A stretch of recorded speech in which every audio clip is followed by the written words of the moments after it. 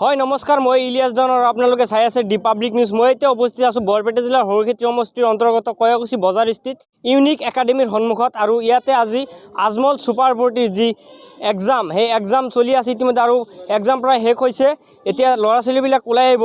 যি Ajmal super forty অসমৰ শিক্ষা জগতৰ এক ভোটাতৰা হিচাপে পৰিগণিত হৈছে, বা অসমৰ যি শিক্ষা জগত, এই শিক্ষা জগতত এক বিশেষ অৰিহণা যোগাই অহা যি আজমল ছুপাৰ ফৰ্টি, এই আজমল ছুপাৰ ফৰ্টিৰ 2024-25 ইংৰাজী শিক্ষাবৰ্ষৰ বাবে যিসমূহ ছাত্ৰ ছাত্ৰীয়ে নৱম শ্ৰেণী আৰু একাদশ শ্ৰেণীত অধ্যয়ন কৰিব, সেইসকল ছাত্ৰ ছাত্ৰীৰ আজি নামভৰ্তিকৰণৰ কাৰণে যি বাছনি পৰীক্ষা, সেই বাছনি পৰীক্ষা ইতিমধ্যে অনুষ্ঠিত হৈ আছে। আৰু বাছনি পৰীক্ষা ইতিমধ্যে শেষ হৈছে। ল'ৰা ছোৱালীবিলাক এতিয়া ওলাই আহিব। যিসমূহ ল'ৰা ছোৱালী আছে, এই ল'ৰা ছোৱালীৰ সৈতে আমি কথা পাতিবলৈ যত্ন কৰিম পোনে পোনে। যিসকল ছাত্ৰ ছাত্ৰীয়ে ইয়াতে পৰীক্ষা দিলে, তেওঁলোকৰ পৰীক্ষা কেনেকুৱা হ'ল সেই বিষয়ে আমি সবিশেষ জানিবলৈ চেষ্টা কৰিম। পোনপ্ৰথমতে যি ইউনিক একাডেমী, এই ইউনিক একাডেমী যি পৰীক্ষা কেন্দ্ৰ, এই পৰীক্ষা কেন্দ্ৰৰ সমগ্ৰ দৃশ্য দেখুৱাই ল'ব বিচাৰিছোঁ সমগ্ৰ দৰ্শকসকলক। তাৰপিছত যিসমূহ ছাত্ৰ ছাত্ৰী আছে, এই ছাত্ৰ ছাত্ৰীসকলৰ পৰীক্ষাৰ সবিশেষ জানিবলৈ যত্ন কৰিম।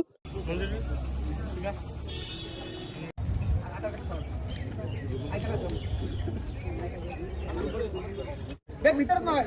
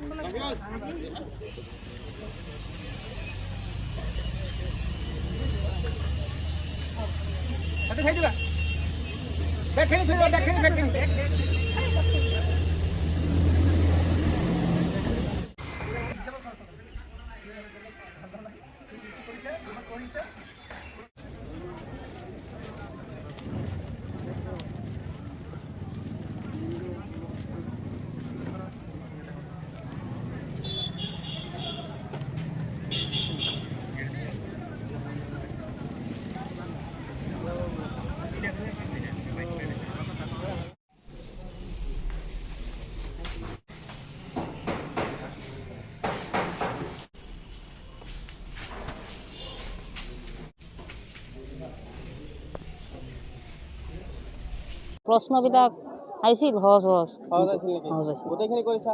কৰিছোঁ গোটেইখিনি চিট পাব বুলি আশা দিয়ে নেকি? আশা কৰিছোঁ। আৰু তুমি ক'ৰ পৰা আহিছা? মই খাবলাবিটা কোনখন বিদ্যালয়ত পৰা? জীৱন জ্যোতি জাতীয় বিদ্যালয়। তোমাৰ নাম? হাবিনুৰ জামান। কোন শ্ৰেণীত? 10। পৰীক্ষাৰ কুৱেশ্যনটো ভাল হৈছিল, আৰু লিখাৰ ধৰণটো যিমানখিনি ছিকিউৰিটি আছিল ভাল হৈছিল। সকলো চেক টেক কৰি দিয়া হৈছে। সকলো পৰিৱেশখিনি ভাল। আশা কৰাৰ মতে হ'ব না ৰিজাল্ট? আশা কৰাৰ মতে ৰিজাল্ট হ'ব। কনফাৰ্ম পাবা, চিট পাবা? চিট এইটো সন্দেহ আছে অলপ। বহুতো কম্পিটিটৰ আছে না, 1 লাখৰ ওপৰত কেণ্ডিডেট আছে। এতিয়া পাবও পাৰি, নহ'ব পাৰি, সন্দেহ আছে। কেই মাৰ্কৰ হ'ল পৰীক্ষা? 150 মাৰ্কৰ। 150। কোনখন বিদ্যালয়ত পঢ়ি আছা? মই জ্ঞানজ্যোতি জাতীয় বিদ্যালয়ত পঢ়ি আছোঁ। ঠিক আছে। কোনখন বিদ্যালয়ত পঢ়ি আছা? কয়াকুছি উচ্চতৰ মাধ্যমিক বিদ্যালয়। কি ক'বা, কেনেকুৱা হ'ল পৰীক্ষা? হ'ল আৰু কেনেকুৱা হ'ব। আশা কৰাৰ পৰা যাব না চিট পোৱাৰ? পাব পাৰোঁ। কোনখন বিদ্যালয়ত? Unique academy. কেনেকুৱা হ'ল পৰীক্ষা? ভাল হৈছে। আশা কৰা যাব? আশাবাদী নেকি? আশাবাদী। ঠিক আছে। বহুত যিমানখিনি প্ৰশ্ন আছিল কিমানখিনি উত্তৰ কৰিলা? উত্তৰটো মাইনাছ পইণ্ট নাই কাৰণে গোটেইখিনি কৰি থৈ আহিছোঁ। প্ৰশ্ন সহজ না আছিল না কঠিন আছিল? সহজো আহিছে, কঠিনো আহিছে। কি নাম তোমাৰ? খালিদ সামিনুৰ হাছান। কোনখন বিদ্যালয়ত পঢ়ি আছা? Unique academy. কোন শ্ৰেণীৰ বাবে আবেদন কৰিছিলা? 11। ইউনিক একাডেমী পৰীক্ষা কেন্দ্ৰত আজি আজমল ছুপাৰ ফৰ্টিৰ বাছনি পৰীক্ষা সম্পন্ন হ'ল। কি ক'ব, কেনেধৰণে অনুষ্ঠিত হৈ গ'ল এই পৰীক্ষা? কি ক'ব? এইটোতো আমাৰ কাৰণে বিৰাট গৌৰৱৰ কথা। আৰু আমাৰ ইয়াতে এইবাৰ ষ্টুডেণ্ট হৈছিলে 200জন। আৰু পৰৱৰ্তী কালত আমি আজমল ফাউণ্ডেশ্যনৰ তৰফক লৈ আমি আবেদন জনাম, যদি আৰু ষ্টুডেণ্ট দিব পাৰে, আমাৰো কেপাচিটি আছে, আমি এইখিনি চেষ্টা কৰিম। আৰু এইটোতো আমাৰ কাৰণে বিৰাট ভাল। এনেকুৱা এটা অনগ্ৰসৰ অঞ্চলত আমি এনেকুৱা এটা পৰীক্ষা পাতিব পাৰিছোঁ, এইটো মানে বিৰাট আমাৰ কাৰণে বিৰাট মানে উৎসাহজনক কাম। প্ৰথমবাৰৰ বাবে পৰীক্ষা কেন্দ্ৰ ইয়াতে দিছে, এই ক্ষেত্ৰত কি ক'ব?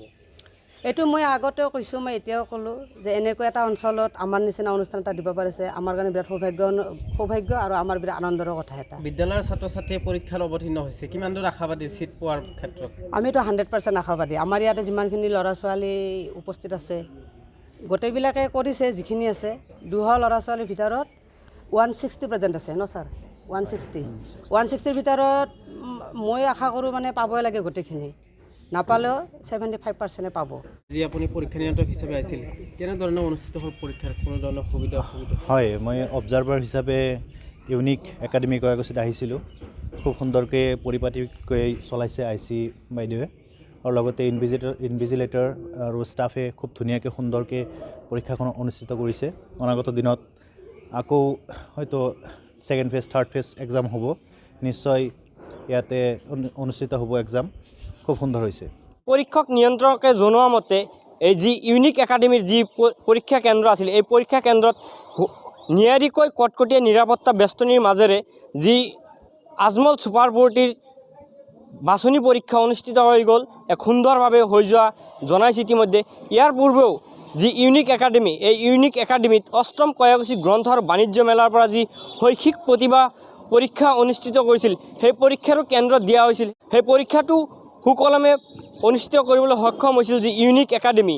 এই ইউনিক একাডেমী আজমল ছুপাৰ 40ৰ প্ৰায় 200 ছাত্ৰ ছাত্ৰীয়ে আবেদন কৰিছিলে এইখন পৰীক্ষা কেন্দ্ৰত, আৰু তাৰে 161জন ছাত্ৰ ছাত্ৰীয়ে ইয়াতে উপস্থিত হৈ পৰীক্ষা দিয়ে। ছাত্ৰ ছাত্ৰীসকলে পৰীক্ষাত অৱতীৰ্ণ হয় আৰু পৰীক্ষা সুন্দৰকৈ সুকলমে দিবলৈ সক্ষম হয়।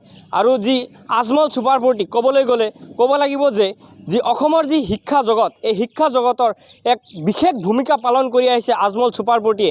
এই আজমল ছুপাৰ 40-ৰ পৰা MBBS হওক, ইঞ্জিনিয়াৰে হওক, উকিলেই হওক আদি কৰি বিভিন্ন ক্ষেত্ৰত তেওঁলোকে ল'ৰা ছোৱালীক শিক্ষাদান কৰি আছে, আৰু তেওঁলোকৰ পৰা যিসমূহ ছাত্ৰ ছাত্ৰীয়ে শিক্ষা গ্ৰহণ কৰি এক ভাল ফলাফল দেখুৱাবলৈ সক্ষম হৈছে। আৰু আপোনালোকে আহক আজমল ছুপাৰ 40-লৈ, আজমল ছুপাৰ 40-ত আহি আপোনালোকে যোগাযোগ কৰক, আৰু আপোনালোকে যোগাযোগ কৰি আপোনালোকে ভালকৈ ইয়াৰে যিসমূহ পৰীক্ষা হয় এই পৰীক্ষাসমূহৰ বিষয়ে জানি পৰীক্ষাত অৱতীৰ্ণ হৈ স্থান দখল কৰি ইয়াতে পঢ়িবলৈ সুযোগ গ্ৰহণ কৰক। হয়, চাই থাকিব আপোনালোকে দি পাব্লিক নিউজ। ধন্যবাদ জনাইছোঁ। মই ইলিয়াছ দেৱান।